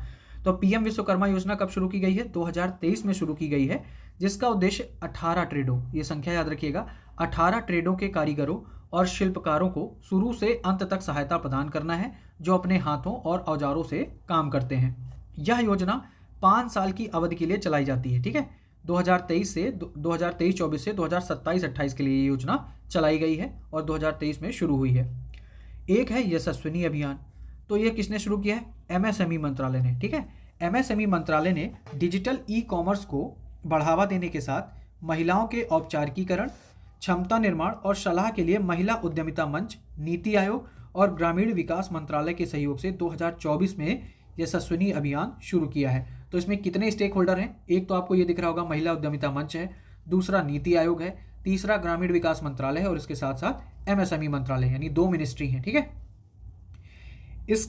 इस अभियान का उद्देश्य क्या है? महिला उद्यमियों के लिए व्यापक जागरूकता और क्षमता निर्माण अभियान चलाना है, ताकि वे सेल्फ हेल्प ग्रुप्स यानी स्वयं सहायता समूह और अन्य अनौपचारिक महिला स्वामित्व वाले एमएसएमई को औपचारिक रूप देने पर ध्यान केंद्रित कर सकें और अपने व्यापार चक्र के दौरान निरंतर सहायता प्रदान कर सकें। बेसिकली ये विमेन एम्पावरमेंट के रूप में एक है। ठीक है, ताकि उनकी जो डिजिटल ई कॉमर्स में है उनकी सहभागिता बढ़ाई जा सके। ठीक है, यशस्विनी अभियान 4 स्टेक होल्डर हैं, आपने देख ही लिया है, 2024 में शुरू हुआ है, इसलिए आपके लिए इंपॉर्टेंट है। फिर अगर हम बात करें हरित निवेश और ऊर्जा परिवर्तन को बढ़ावा देना, कुछ इंपॉर्टेंट है नहीं, मैंने हाईलाइट कर दिया जो इंपॉर्टेंट पार्ट है, इसको आप एक बार देख लेना। ठीक है, फिर कपड़ा उद्योग, अगर वस्त्र उद्योग से अगर आपको कुछ इंट्रो लिखने को आता है, ठीक है, मेंस में, तो आपके लिए बहुत फ़ायदा देगा ये वाली जो कुछ लाइनें हैं। जैसे भारतीय कपड़ा उद्योग दुनिया में सबसे बड़े कच्चे माल के आधार और मूल्य श्रृंखला में विनिर्माण शक्ति के साथ दुनिया में सबसे बड़े कपड़ा उद्योगों में से एक है। भारत दुनिया में कपड़ा और परिधान के सबसे बड़े निर्यातकों में से एक है। भारत के कुल निर्यात में हस्तशिल्प सहित T&A, ठीक है, यानी कपड़ा और परिधान की हिस्सेदारी 2023-24 में 8.21% रही है। भारत के लिए प्रमुख कपड़ा और परिधान निर्यात कहाँ हो रहा है? अमेरिका और यूरोपीय संघ। ठीक है, तो ये आपको याद रखना है। फिर यह 4.5 करोड़ से अधिक लोगों को प्रत्यक्ष रोजगार प्रदान करता है, जिसमें बड़ी संख्या में महिलाएं और ग्रामीण आबादी शामिल है। कपड़ा मंत्रालय का लक्ष्य क्या है कि 2030 तक भारत को वैश्विक कपड़ा विनिर्माण केंद्र के रूप में स्थापित करना है। तो ये सारी चीज़ें हो गई। ठीक है, फिर बात करते हैं पीएम मित्रा। तो इसका फुल फॉर्म क्या है? PM mega integrated textile reason and apparel park. इस योजना का उद्देश्य है बड़े पैमाने पर विनिर्माण को सक्षम करके संपूर्ण मूल्य श्रृंखला को एक स्थान पर रखकर लॉजिस्टिक लागत को कम करके विदेशी और घरेलू निवेश को आकर्षित करके रोजगार पैदा करके और निर्यात क्षमता को बढ़ाकर भारतीय कपड़ा उद्योग को मजबूत करना है। तो ये सारी चीज़ें बेसिकली ये पीएम मित्र किससे रिलेटेड है? भारतीय कपड़ा उद्योग से। इस योजना से प्लग एंड प्ले सुविधाओं सहित एकीकृत बड़े पैमाने पर औद्योगिक बुनियादी ढांचे का निर्माण होगा। ठीक है, पीएम मित्र पार्कों की स्थापना के लिए 7 स्थलों का चयन किया गया है। जो आपके लिए एक्स्ट्रा वर्क यही है कि आपको ये जो 7 जगह हैं, ठीक है, 7 राज्य हैं, 7 राज्यों में 7 जगह हैं, वो आपको वहाँ से देखनी है कि ये जगह कौन सी हैं। फिर है राष्ट्रीय तकनीकी वस्त्र मिशन। तो सरकार ने राष्ट्रीय तकनीकी वस्त्र मिशन की शुरुआत की है। NTTM के प्रमुख स्तंभों में क्या शामिल है? इसमें क्या क्या होगा? अनुसंधान नवाचार विकास होगा, प्रचार और बाजार विकास होगा। तो तकनीकी से रिलेटेड है तो सारी चीज़ें हो जाएंगी। बाकी अब मिशन को मार्च 2026 तक बढ़ा दिया गया है, जिसके बाद एक सनसेट क्लॉज मार्च 2028 तक लागू रहेगा। मतलब उसका एक कुछ पार्ट जो है वो 2028 तक लागू रहेगा। ठीक है, तो ये बढ़ाया गया है, इसलिए थोड़ा सा मैंने इसको बता दिया है। फिर अगर हम बात करें समर्थ क्या है? सरकार कपड़ा क्षेत्र में कार्यबल के कौशल को बढ़ाने के उद्देश्य से, ठीक है, मतलब जो वर्कफोर्स है उसकी स्किल को डेवलप करना है, तो उसके उद्देश्य से टिकाऊ आजीविका के अवसर प्रदान करने के उद्देश्य से एक व्यापक कौशल नीति ढांचे के तहत कपड़ा क्षेत्र में क्षमता निर्माण योजना, जिसको समर्थ योजना भी कहते हैं, को लागू कर रही है। ठीक है, बस इतना ही है, बाकी आप ऊपर थोड़ा सा देख लेना। अब यहाँ से हमारा उद्योग और फसलों वाला शुरू होगा पोर्शन, वो हमारे लिए काफ़ी इंपॉर्टेंट होने वाला है, वो देखते हैं। जैसे कपास, तो कपास भारत में सबसे महत्वपूर्ण नकदी फसलों में से एक है और दुनिया में कुल फाइबर उत्पादन का लगभग 23% हिस्से का उत्पादन कहाँ होता है? ये भारत में ही होता है। ठीक है, अब कमेंट बॉक्स में आपको ये बताना है कि कपास कौन सी फसल है, रबी फसल है, खरीफ की फसल है या जायद की फसल है। ठीक है, कपास उद्योग को समर्थन देने के लिए भारत सरकार 2 बुनियादी रेशा समूहों यानी मीडियम स्टेपल और लंबा रेशा कपास के लिए MSP की घोषणा की है। ठीक है, मीडियम स्टेपल यानी इसके लिए एक तो दो बुनियादी रेसों के लिए की है, मीडियम स्टेपल के लिए और लंबे रेसे कपास के लिए एमएसपी की घोषणा की है। ठीक है। भारतीय कपास निगम कपास की कीमतें एमएसपी के स्तर से नीचे गिरने की स्थिति में एमएसपी का काम देखने के लिए भारत सरकार की मुख्य एजेंसी है। तो ये कौन देखता है? भारतीय कपास निगम देखता है। सीसीआई यानी भारतीय कपास निगम कपास के प्रसंस्करण और भंडारण से लेकर खरीदारों को ई नीलामी बिक्री तथा ब्लॉकचेन तकनीक का उपयोग करके क्यूआर कोड लागू करता है। अब रेशम की अगर हम बात करते हैं तो भारत एकमात्र ऐसा देश भी है, ठीक है, ये आपको याद रखना है, भारत एकमात्र ऐसा देश है जो रेशम की सभी 4 वाणिज्यिक किस्मों, तो जो रेशम की 4 किस्में हैं कौन सी? सहतूत, तसर, मूंगा और एरी, तो इन चारों किस्मों का भारत एकमात्र ऐसा देश है जो उत्पादन करता है। ठीक है, ये आपके लिए इंपॉर्टेंट है। फिर 38,913 मीट्रिक टन रेशम के उत्पादन के साथ भारत चीन के बाद दुनिया में रेशम का दूसरा सबसे बड़ा उत्पादक है। तो ये आपको याद रखना है, ठीक है, कि पहले नंबर पर रेशम उत्पादक में कौन है? चाइना है, नंबर 2 पर कौन है? भारत। ठीक है। फिर जूट की बात करते हैं। अब जूट के बारे में भी आपको बताना है ये किस किस्म की फसल है, ये रबी, खरीफ या जायद। तो जूट की अगर हम बात करें तो जूट उद्योग पूर्वी क्षेत्र विशेष रूप से पश्चिम बंगाल में प्रमुख उद्योगों में से एक है। भारतीय जूट निगम इसकी पूरी सारी चीज़ें देखता है ना, तो ये सारी चीज़ें आपको पता होंगी, उसको छोड़ देते हैं। जूट क्षेत्र को बढ़ावा देने की योजनाओं को मुख्य रूप से राष्ट्रीय जूट बोर्ड द्वारा कार्यान्वित किया जाता है। कमेंट बॉक्स में आप मुझे ये बता दीजिए, पहले भी मैंने बोला था कि ये जो आपके आगे 4-5 बोर्ड आएंगे उनका हेडक्वार्टर आपको याद रखना है।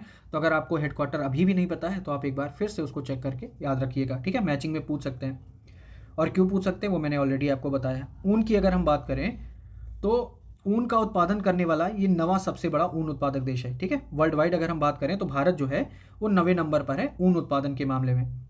इसमें लगभग 85% कालीन ग्रेड ऊन, 5% परिधान ग्रेड, ये सब हमसे कोई लेना देना नहीं है। ये स्टेटमेंट आपको याद रखना है। ठीक है, भारत में प्रति भेड़ औसत वार्षिक उत्पादन 2.4 किलोग्राम के विश्व औसत के मुकाबले 0.9 किलोग्राम है। ठीक है, तो ऐसा स्टेटमेंट बन सकता है कि भारत में प्रति भेड़ औसत वार्षिक उत्पादन वैश्विक विश्व औसत के मुकाबले ज़्यादा है। तो गलत हो जाएगा, क्या है? कम है।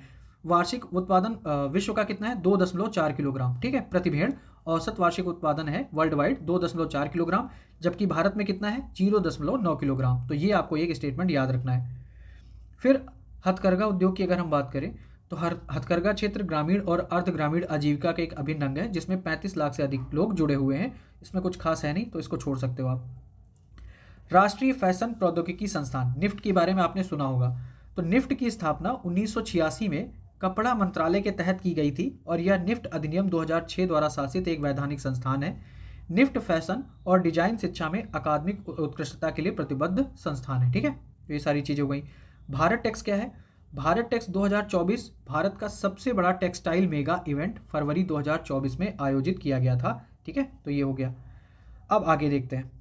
फिर आगे एक ये टॉपिक दिया है भारतीय इस्पात की वैश्विक रैंकिंग। तो 18 जून 2024 को एक रिपोर्ट आई थी वर्ल्ड स्टील एसोसिएशन द्वारा। कितना क्या हुआ वो सब इंपॉर्टेंट है नहीं। ठीक है, ये देख लो कि दुनिया के कच्चे इस्पात उत्पादन के 54% उत्पादन के साथ दुनिया में सबसे बड़ा कच्चा इस्पात उत्पादक कौन है? चाइना। ठीक है, ये दुनिया का कच्चा इस्पात उत्पादन का 54% उत्पादित करता है चाइना, और ये सबसे बड़ा कच्चा इस्पात उत्पादक है। ठीक है, तो नंबर 1 पर है चाइना और नंबर 2 पर भारत। ठीक है, अभी भी भारत है यहाँ पर लिखा था, लेकिन क्या है कि भारत अभी भी नंबर 2 पर है कच्चे इस्पात के उत्पादन में। तो ये आपको याद रखना है। राष्ट्रीय इस्पात नीति से हमें फिलहाल अभी कोई मतलब नहीं है, मेंस का टॉपिक है, उसको अभी फिलहाल के लिए छोड़ दीजिए कुछ चीज़ें। एक टॉपिक है कोकिंग कोल। ठीक है, ये हमारे लिए इंपॉर्टेंट है कि कोकिंग कोल की पूरी मांग घरेलू उत्पादन से पूरी नहीं होती। अब घरेलू उत्पाद ऐसा ही स्टेटमेंट बन सकता है कि घरेलू उत्पादन से पूरी नहीं होती क्योंकि देश में उच्च गुणवत्ता वाले कोयला की आपूर्ति सीमित है। ये आपको पता ही होगा कि यहाँ का जो कोयला है उसमें राख ज़्यादा होती है ना।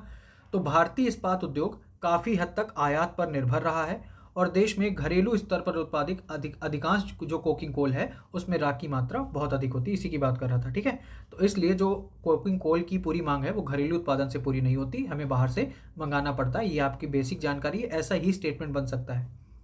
मैग्नीज की अगर हम बात करें तो यहाँ मैग्नीज अयस्क इस्पात उद्योग में महत्वपूर्ण कच्चा माल है।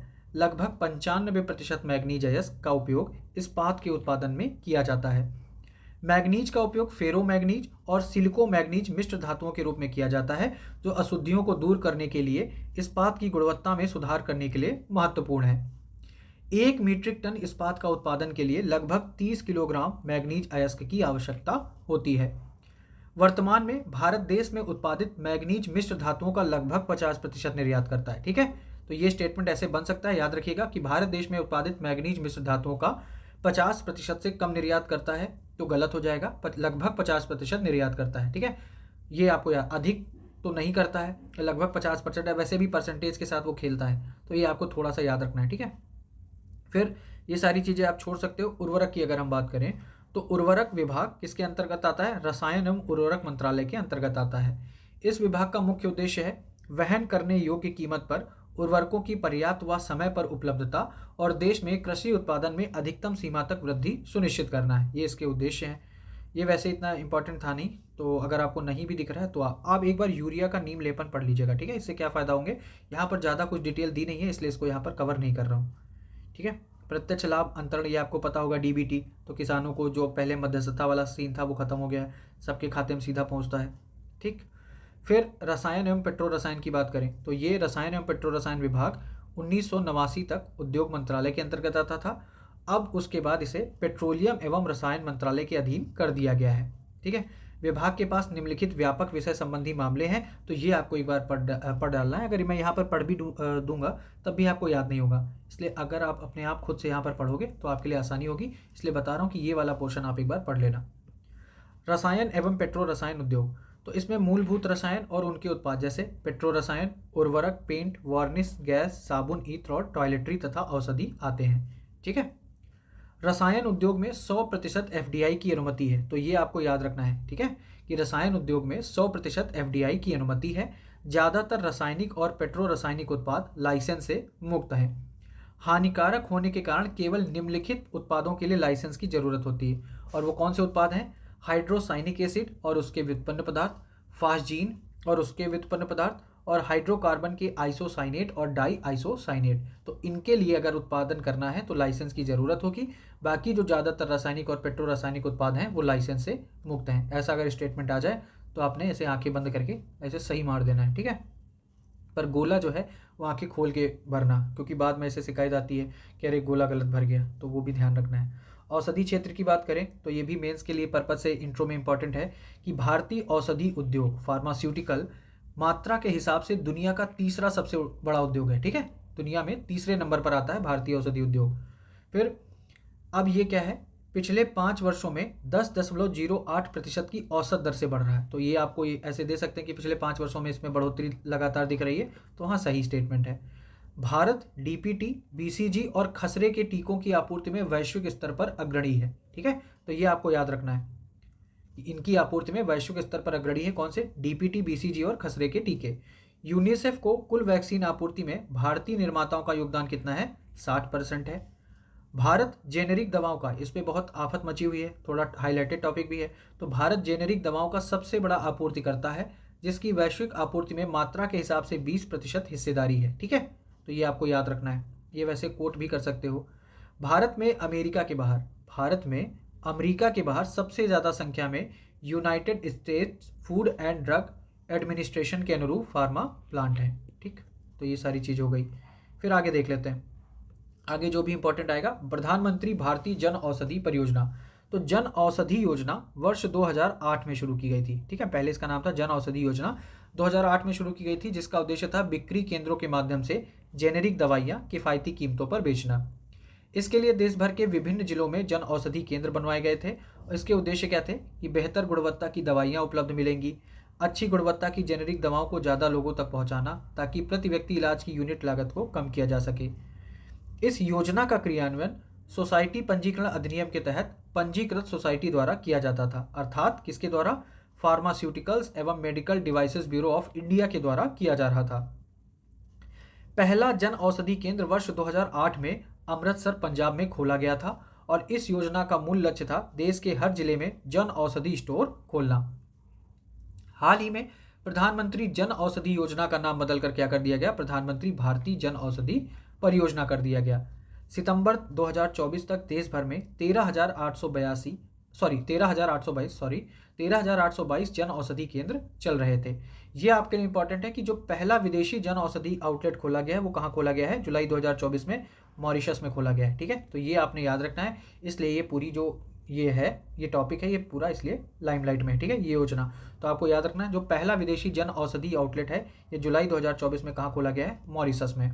फिर एफडीआई की अगर हम बात करें फार्मास्यूटिकल क्षेत्र में, तो भारत में फार्मास्यूटिकल क्षेत्र के लिए उदार एफडीआई नीति है, जिसके तहत मेडिकल डिवाइस में स्वचालित यानी ऑटोमेटिक रूट के तहत 100% विदेशी निवेश की अनुमति है, यानी 100% यहाँ पर निवेश हो सकता है, विदेशी निवेश इस मेडिकल डिवाइस में हो सकता है। ठीक है, तो ये आपको याद रखना है। ऐसे पूछ सकते हैं कि निम्नलिखित में से किन क्षेत्रों में 100% एफडीआई की बात है या वहाँ पर अनुमति है। ठीक है, निवेश किया जा सकता है। तो अभी आपने रसायन वाला देख लिया जहाँ तक ज़्यादातर था, अभी आपने ये देख लिया मेडिकल डिवाइस में, बाकी और भी आगे देखेंगे। तो साइप्रस, जापान, सिंगापुर, नीदरलैंड और मॉरिशस ये शीर्ष 5 देश हैं जिन्होंने पिछले साल भारत में दवाओं और फार्मास्यूटिकल गतिविधि में निवेश किया है। यूएई, मॉरिशस, केमन आइलैंड, अमेरिका और जापान ये शीर्ष 5 देश हैं जिन्होंने पिछले साल मेडिटेक क्षेत्र में निवेश किया है, यानी ये जो मेडिकल क्षेत्र से रिलेटेड जो टेक्नोलॉजी है उसमें निवेश किया है यूएई, मॉरिशस, केमन आइलैंड, अमेरिका और जापान ने। जबकि जो दवाओं और फार्मास्यूटिकल गतिविधि में निवेश किया है उसमें साइप्रस, जापान, सिंगापुर, नीदरलैंड और मॉरिशस ने किया है। ठीक है, फिर है राष्ट्रीय औषधि मूल्य निर्धारण प्राधिकरण एनपीपीए। ठीक है, एनपीपीए इसका गठन कब हुआ था, 1997 में किया गया था। एनपीपीए के कार्यों में अन्य बातों के साथ साथ औषधि आदेश के तहत अनुसूचित योगों के मूल्यों का निर्धारण और संशोधन, साथ ही कीमतों की निगरानी और प्रवर्तन शामिल है। मतलब ये दवाइयों की जो निगरानी है और उनका प्रवर्तन ये सारा काम देखता है। ठीक है, बाकी अगर आपको देखना हो तो आप देख सकते हो। अब देखते हैं नेक्स्ट टॉपिक क्या है। ठीक है, जिला खनिज फाउंडेशन और प्रधानमंत्री खनिज क्षेत्र कल्याण योजना, ये यूपीएससी यहाँ से क्वेश्चन पूछ चुकी है। ठीक है, पहले भी पूछ चुकी है, तो आपको याद रखना है। खान एवं खनिज विकास एवं विनियमन अधिनियम 1957 के अनुसार भारत सरकार ने खनन से प्रभावित सभी जिलों में, ठीक है, खनन से प्रभावित सभी जिलों में जिला खनिज फाउंडेशन की स्थापना का प्रावधान किया है। डीएमएफ का उद्देश्य और जिला खनिज फाउंडेशन की संरचना और कार्यों को निर्धारित करने की राज्य सरकार की शक्ति का प्रावधान करती है। तो ये जो एमएमडीआर अधिनियम की धारा है ये राज्य सरकार की शक्ति का प्रावधान करती है। जिला खनिज फाउंडेशन का उद्देश्य खनन से संबंधित कार्यों से प्रभावित व्यक्तियों और क्षेत्रों के हित और लाभ के लिए राज्य सरकार द्वारा निर्धारित तरीके से काम करना है। तो ये आपको याद रखना है, जो जिला खनिज फाउंडेशन है उसका जो तरीका है डिसाइड कौन कर रहा है, ये कर रहा है राज्य सरकार। ठीक है, सरकार ने 2015 में प्रधानमंत्री खनिज क्षेत्र कल्याण योजना शुरू की थी। तो ये कब आई थी खनिज क्षेत्र कल्याण योजना, 2015 में, जिसे संबंधित जिलों के जिला खनिज फाउंडेशन द्वारा लागू किया जाना है। तो ये आपको याद रखना है, इसकी नोडल एजेंसी कौन है, जिला खनिज फाउंडेशन। PMKKKY खनन प्रभावित व्यक्ति की स्थिति को सुधारने और हितधारकों के लिए जीत की स्थिति बनाने में मदद करेगी। DMF का उद्देश्य है खनन प्रभावित क्षेत्रों में स्थानीय लोगों की समावेशी विकास की लंबे समय से चली आ रही मांग को संबोधित करना। ठीक है, तो ये इसमें इंपॉर्टेंट कुछ चीज़ें थी कि कौन करता है, कौन निर्धारण करेगा उनके तरीकों का, ये सारी बातें हो गई।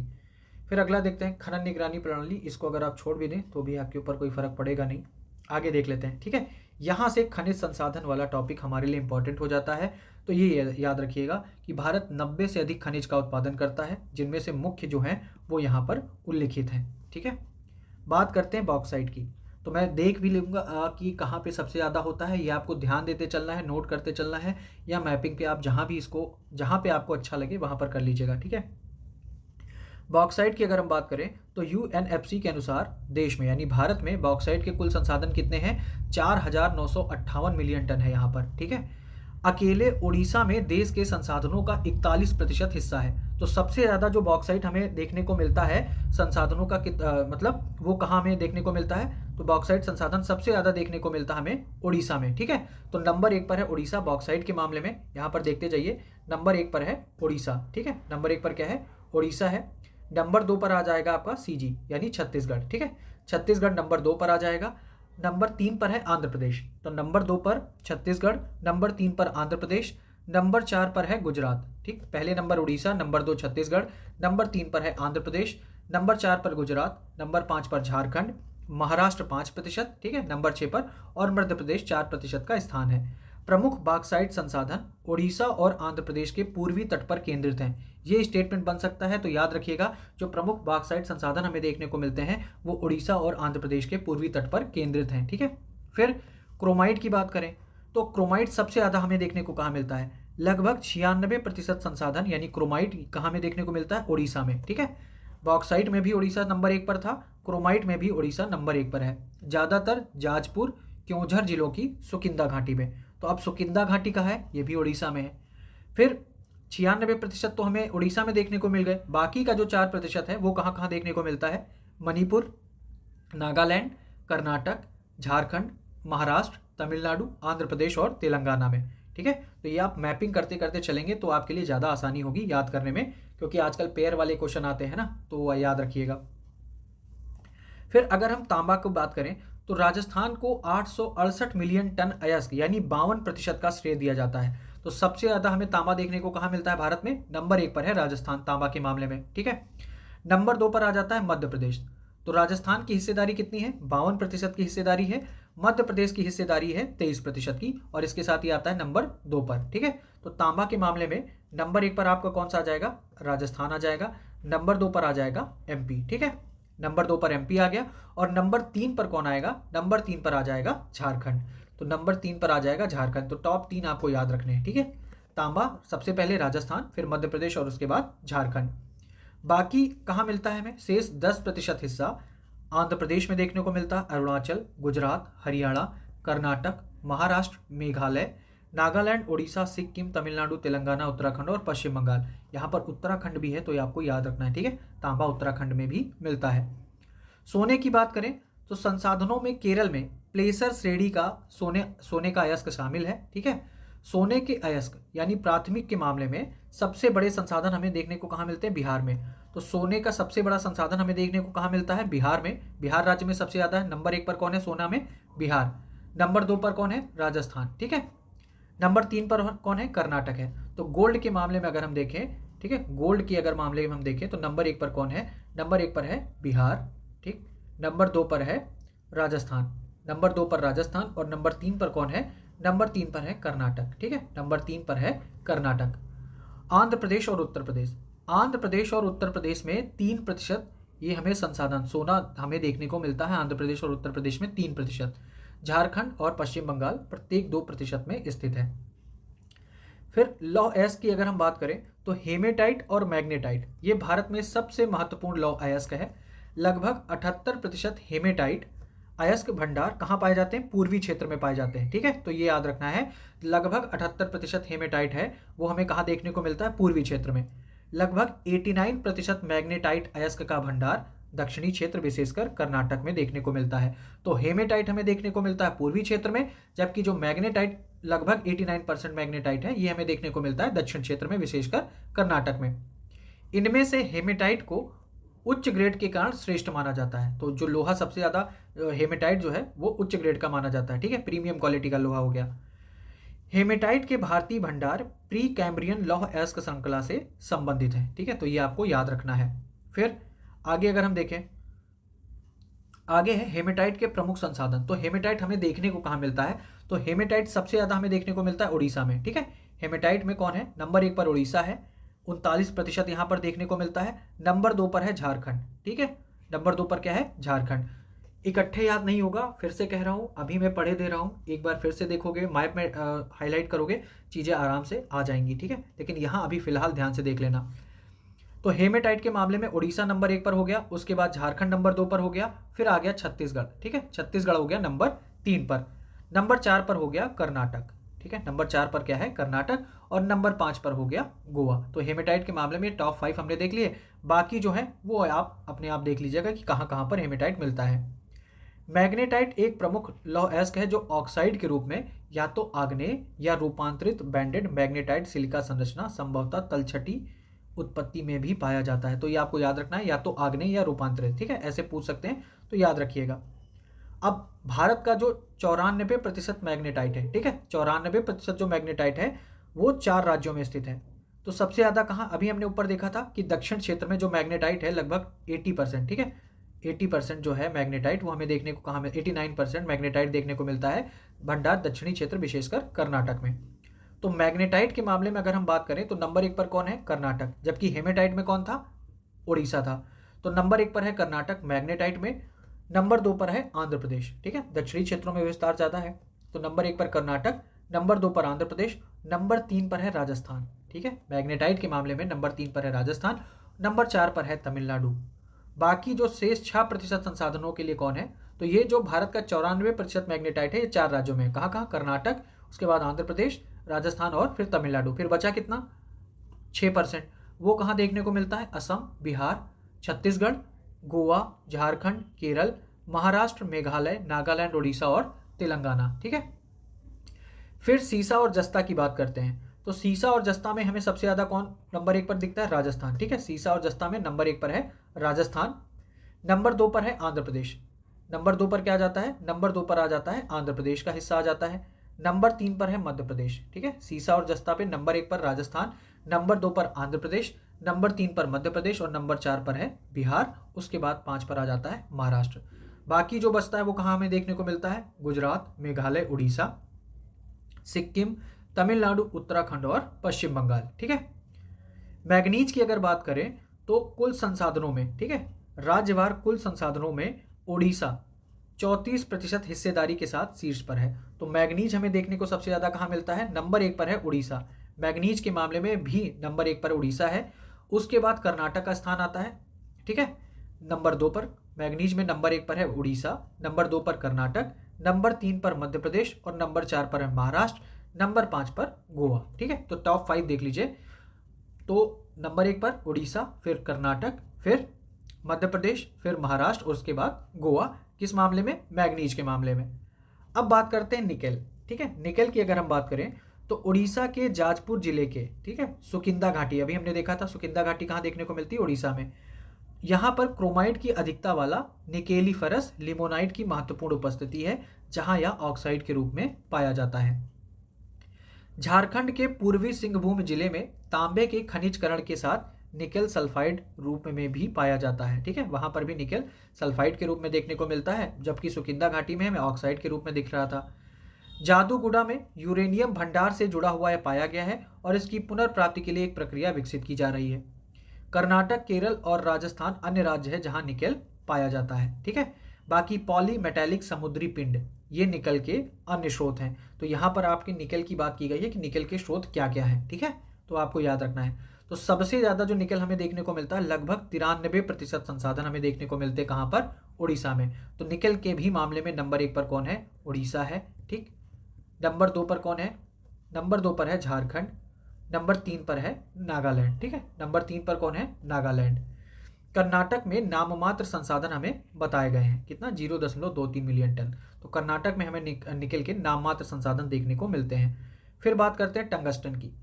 तो यह टंगस्टन सबसे ज़्यादा हमें देखने को कहाँ मिलता है? तो नंबर 1 पर है इसमें कर्नाटक। ठीक है, टंगस्टन के मामले में नंबर 1 पर कर्नाटक है, नंबर 2 पर है राजस्थान और नंबर 3 पर है आंध्र प्रदेश। नंबर 3 पर कौन है?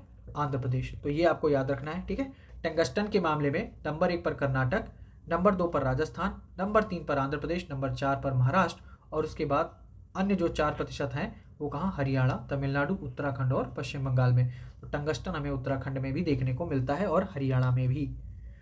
फिर डायमंड की अगर हम बात करें तो वर्तमान में भारत के हीरे के क्षेत्रों को 4 क्षेत्रों में बांटा गया है। तो हीरा जो है वो 4 क्षेत्रों में बटा हुआ हीरा वाला। पहला है दक्षिण भारतीय क्षेत्र, जिसमें अनंतपुर, कडप्पा, गुंटूर, कृष्णा और कुर्नूल जिले और तेलंगाना में महबूब नगर के कुछ हिस्से शामिल हैं। दूसरा मध्य प्रदेश का मध्य भारतीय क्षेत्र, जिसमें पन्ना बेल्ट और छतरपुर जिला शामिल है। फिर रायपुर जिला और ये पूर्वी भारतीय, ज़्यादातर उड़ीसा महानदी और गोदावरी घाटियों के बीच। ठीक है, तो ये 4 क्षेत्र हो गए। राज्यों के अनुसार अगर हम बात करें डायमंड यानी हीरे के बारे में, तो मध्य प्रदेश में लगभग 90% संसाधन है। ठीक है, सबसे ज़्यादा जो हमें डायमंड देखने को मिलता है वो कहाँ? मध्य प्रदेश में लगभग 90% संसाधन है।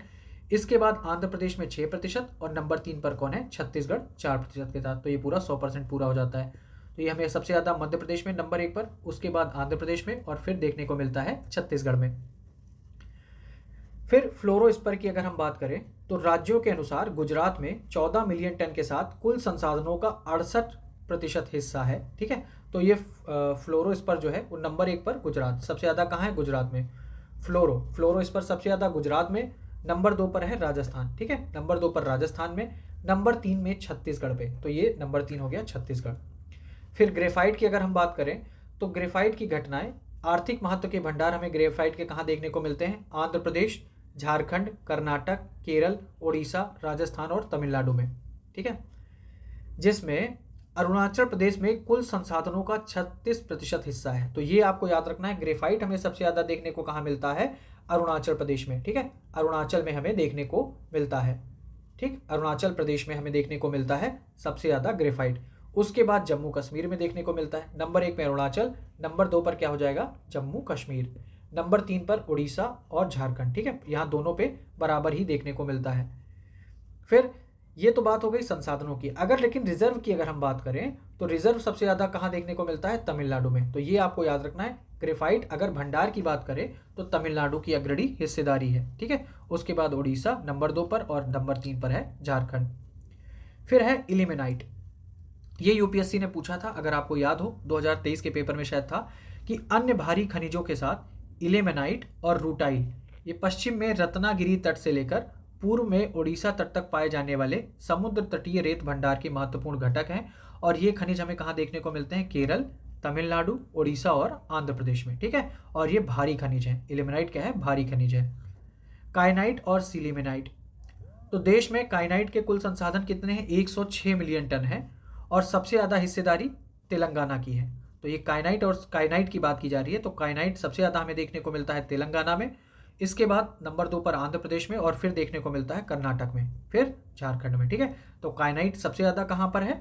तेलंगाना, उसके बाद आंध्र प्रदेश, फिर कर्नाटक और उसके बाद झारखंड। फिर आगे अगर हम सिलिमेनाइट की अगर हम बात करते हैं तो सिलिमेनाइट सबसे ज़्यादा हमें देखने को कहाँ मिलता है? नंबर 1 पर उड़ीसा, ठीक है, सिलिमेनाइट नंबर 1 पर उड़ीसा, नंबर 2 पर है तमिलनाडु, ठीक है, उसके बाद तमिलनाडु और फिर उत्तर प्रदेश में। तो सिलिमेनाइट, ठीक है, सिलिमेनाइट नंबर 3 पर उत्तर प्रदेश है, नंबर 1 पर उड़ीसा, नंबर 2 पर तमिलनाडु, नंबर 3 पर कौन है? उत्तर प्रदेश। फिर आता है स्थान नंबर 4 पर आंध्र प्रदेश, फिर केरल, असम और बाकी जो है झारखंड, कर्नाटक, मध्य प्रदेश, महाराष्ट्र, मेघालय, राजस्थान और पश्चिम बंगाल में। चूना पत्थर की अगर हम बात करें तो कर्नाटक कुल संसाधनों का 25% रखने वाला अग्रणी राज्य है। तो चूना लगाने में चूना पत्थर नंबर 1 पर कौन है? कर्नाटक, ठीक है, नंबर 1 पर है चूना पत्थर में कर्नाटक, नंबर 2 पर है आंध्र प्रदेश, ठीक है, नंबर 2 पर है आंध्र प्रदेश, नंबर 3 पर कौन है? राजस्थान। तो ये आपको याद रखना है चूना पत्थर के बारे में। फिर मैग्नेसाइट की अगर हम बात करें तो मैग्नेसाइट, ठीक है, मैग्नेसाइट सबसे ज़्यादा कहाँ देखने को मिलता है? तो नंबर 1 पर है मैग्नेसाइट में यूके यानी उत्तराखंड, मैग्नेसाइट सबसे ज़्यादा हमें देखने को मिलता है उत्तराखंड में। फिर नंबर 2 पर है तमिलनाडु, ठीक है, नंबर 2 पर है तमिलनाडु, नंबर 3 पर है राजस्थान। तो बस 1 2 3 आपने याद रखना है, बाकी याद नहीं कर पाओगे।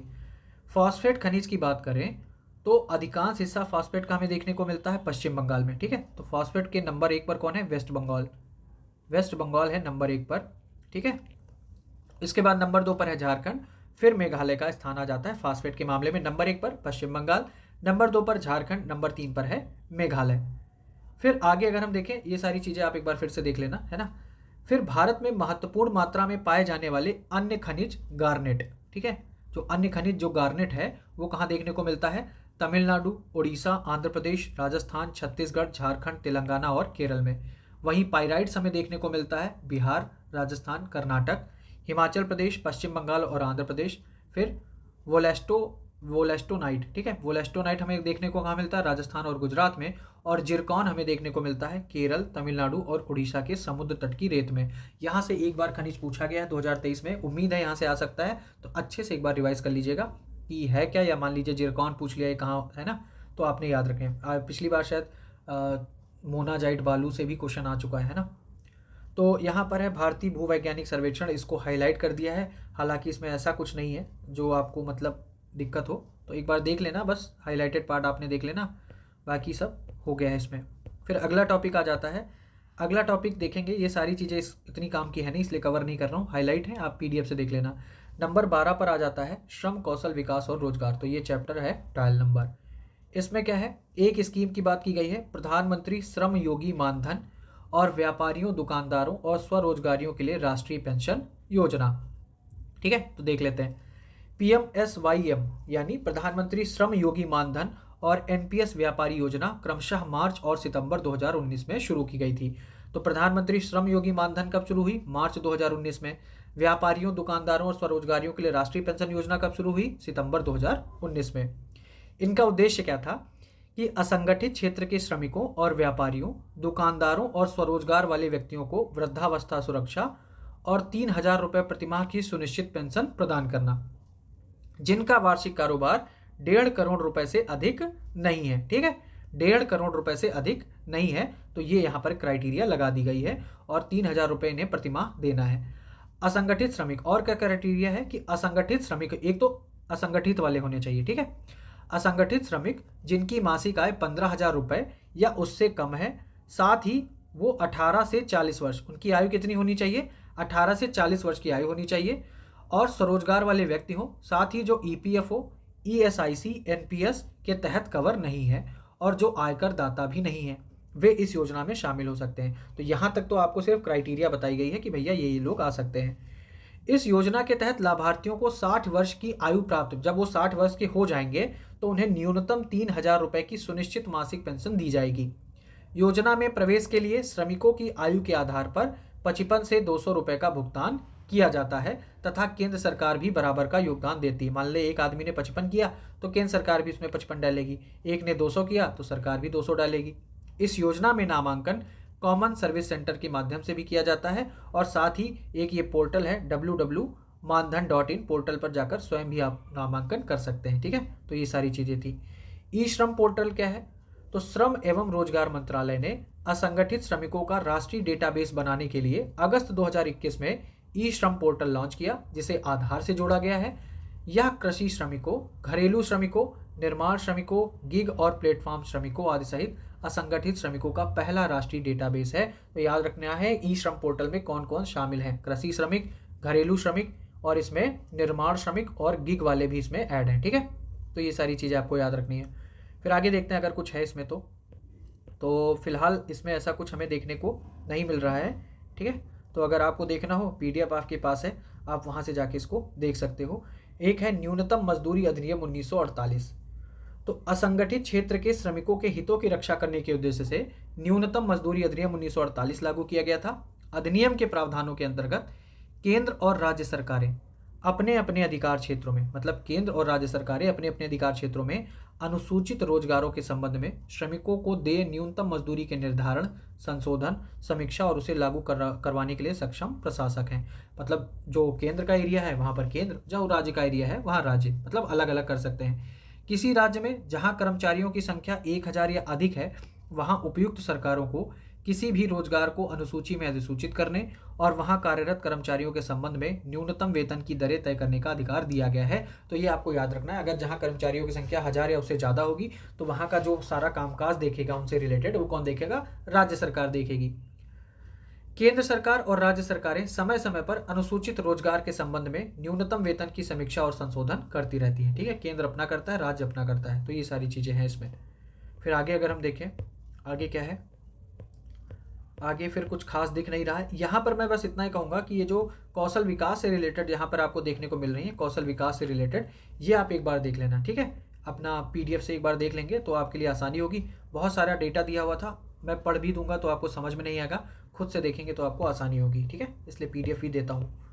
फिर आगे देख लेते हैं, आगे अगर कुछ हो। एक तो है भारतीय कौशल संस्थान।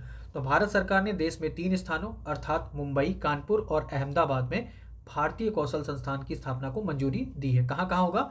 मुंबई में, कानपुर में और अहमदाबाद में। तो यहाँ है, यहाँ क्या होगा कि पसंदीदा मार्ग के बजाय कौशल सीखने के क्षेत्र में प्रवेश करने वाले छात्रों को, मतलब जो स्किल सीखना चाहते हैं। ठीक है, तो ये इस तरह ये 3 चैप्टर कंप्लीट हो जाते हैं।